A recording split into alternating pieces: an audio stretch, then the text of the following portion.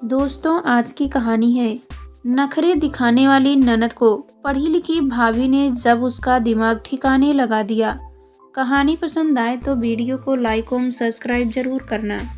हर माँ बाप का सपना होता है कि उनके बच्चे खूब पढ़े लिखे अच्छी नौकरी पाए। समीर ने बीए पास करने के साथ एक नौकरी भी ढूंढ ली ताकि वह अपनी आगे की पढ़ाई का खर्च खुद उठा सके।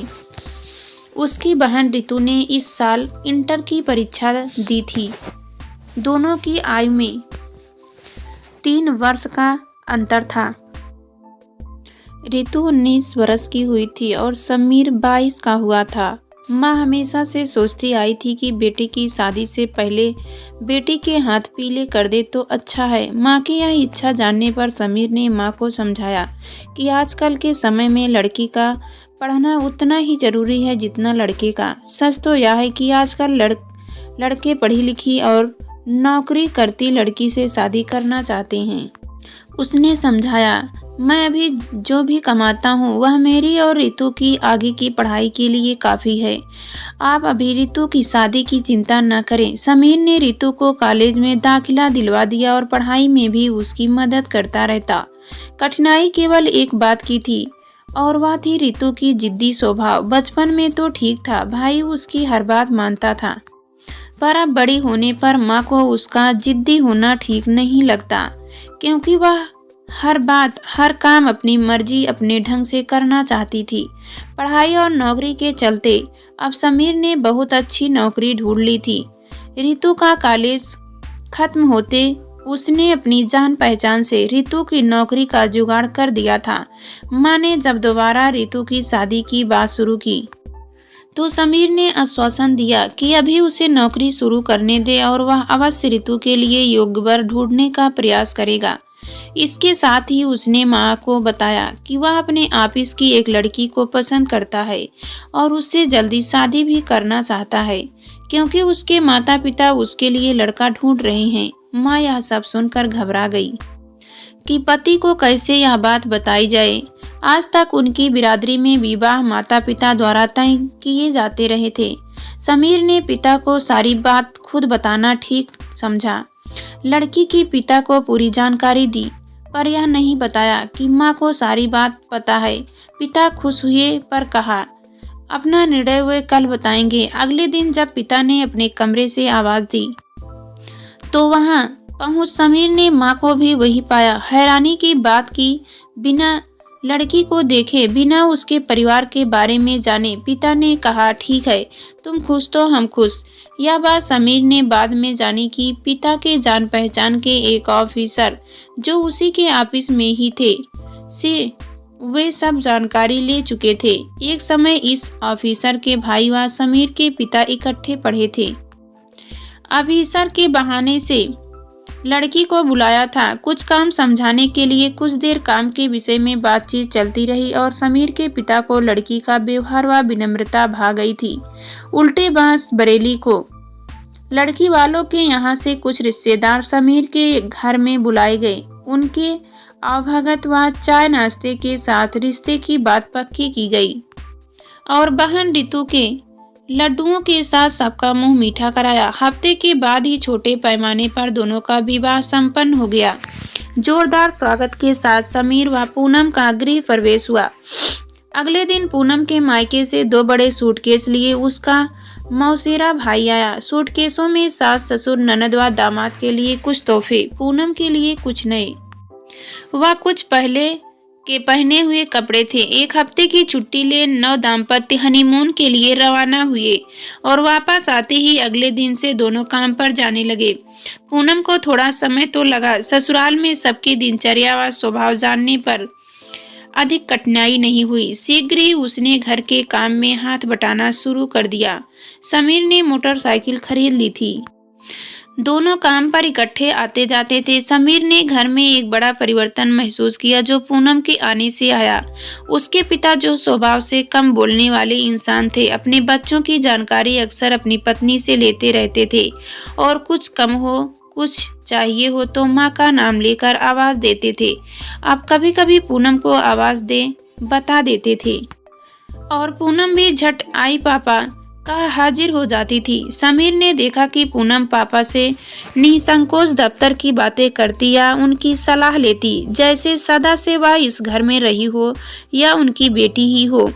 समीर पिता के इतने करीब कभी नहीं आ पाया। सब बातें माँ के द्वारा ही उन तक पहुँचाई जाती थी। पूनम की देखा देखी उसने भी हिम्मत की पापा के नजदीक आने की, बात करने की, और पाया कि वह बहुत ही सरल और प्रिय इंसान है। अब अक्सर सबका मिलजुल कर बैठना होता था, बस एक बदलाव भारी पड़ा। एक दिन जब वे दोनों काम से लौटे तो पाया कि पूनम की साड़ियाँ, कपड़े आदि बिस्तर पर बिखरे पड़े थे।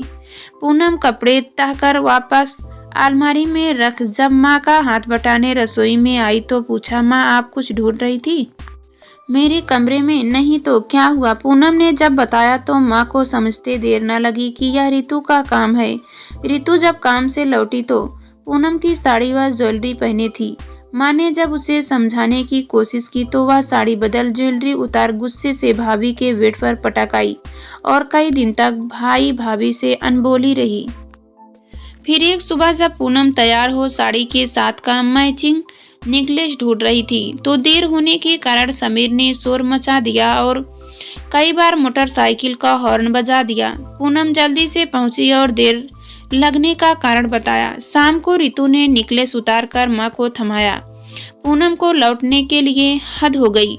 निकाला खुद और लौटाए माँ, समीर के मुंह से निकला। ऐसा जब एक दो बार और हुआ तो माँ ने पूनम को अलमारी में ताला लगाकर रखने को कहा, पर उसने कहा कि वह ऐसा नहीं करना चाहती। तब माँ ने समीर से कहा कि वह चाहती है कि रितु को चीज मांग कर लेने की आदत न हो कि हाथियाने की। माँ के समझाने पर समीर रोज ऑफिस जाते समय ताला लगा चाबी माँ को थमा जाता। अब तो रितु का अनबोलापन क्रोध में बदल गया।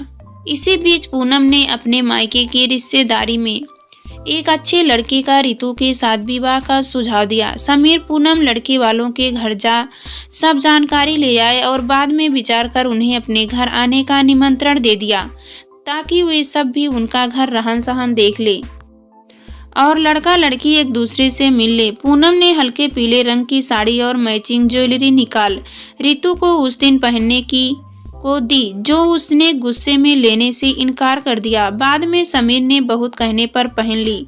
रिश्ते की बात बन गई और शीघ्र शादी की तारीख भी तय हो गई। पूनम और समीर माँ और पापा के साथ शादी की तैयारी में जुट गए। सब कुछ बहुत अच्छे से हो गया, पर जिद्दी रितु विदाई के समय भाभी के गले नहीं मिली। रितु के ससुराल में सब बहुत अच्छे थे। घर में सास ससुर, रितु का पति विनीत और बहन रिचा, जिसने इसी वर्ष ड्रेस डिजाइनिंग का कोर्स शुरू किया था ही थे। रिचा भाभी का बहुत ध्यान रखती थी और माँ का काम में हाथ बटाती थी। रितु ना कोई काम मायके में किया था और ना ही ससुराल में करने की सोच रही थी। एक दिन रिचा ने भाभी से कहा कि उसके कॉलेज में कुछ कार्यक्रम है और वह साड़ी पहनकर जाना चाहती है। उसने बहुत विनम्र भाव से रितु से कोई भी साड़ी जो ठीक लगे मांगी। रितु ने साड़ी तो दे दी, पर उसे यह सब अच्छा नहीं लगा। रिचा ने कार्यक्रम से लौटकर ठीक से साड़ी तह लगा भाभी को धन्यवाद सहित लौटा दी और बताया कि उसकी सहेलियों को साड़ी बहुत पसंद आई। रितु को एकाएक ध्यान आया कि कैसे वह अपनी भाभी को चीजें इस्तेमाल कर इतनी लापरवाही से लौटाती थी, कहीं ननद फिर कोई चीज न मांग बैठे। इस इरादे से रितु ने अलमारी में ताला लगा दिया और चाबी छिपा कर रख ली। एक दिन शाम जब रितु पति के साथ घूमने जाने लगी, तैयार होने के लिए अलमारी से साड़ी निकाल फिर ताला लगाने लगी तो विनीत ने पूछा, ताला क्यों? जवाब मिला, वह किसी को अपनी चीजें इस्तेमाल करने के लिए नहीं देना चाहती। विनीत ने समझाया, मम्मी उनकी चीजें नहीं लेंगी। रितु ने कहा, रिचा तो मांग लेगी। अगले हफ्ते रितु को एक सप्ताह के लिए मायके जाना था। उसने सूटकेस तैयार कर अपनी अलमारी में ताला लगा दिया। सास को ये सब अच्छा नहीं लगा। सब तो घर के ही सदस्य हैं, बाहर का कोई इनके कमरे में जाता नहीं, पर वे चुप ही रही। मायके पहुंची तो माँ ने ससुराल का हालचाल पूछा। रितु ने जब अलमारी में ताला लगाने वाली बात बताई तो माँ ने सिर पकड़ लिया उसकी मूर्खता पर। माँ ने बताया कि यहाँ ताला पूनम ने नहीं बल्कि माँ के कहने पर उसके भाई समीर ने लगाना शुरू किया था और चाबी हमेशा माँ के पास रहती थी। ताला लगाने का कारण रितु का लापरवाही से भाभी की चीजें का बिना पूछे इस्तेमाल करना और फिर बिगाड़ कर लौटाना था। यह सब उसकी आदतों को सुधारने के लिए किया गया था। वह तो सुधरी नहीं और फिर इतनी कितनी बड़ी नादानी कराई। वह ससुराल में अपनी अलमारी में ताला लगाकर माँ ने समझाया कि चीज़ों से कहीं ऊपर है एक दूसरे पर विश्वास, प्यार और नम्रता। ससुराल में अपनी जगह बनाने के लिए और प्यार पाने के लिए जरूरी है प्यार व मान देना। रितु की दोपहर तो सोच में डूबी, पर शाम को जैसे ही भाई भाभी नौकरी से घर लौटे उसने भाभी को गले लगाया। भाभी ने सोचा शायद काफी दिनों बाद आई है इसलिए ऐसा हुआ, पर वास्तविकता और कुछ थी।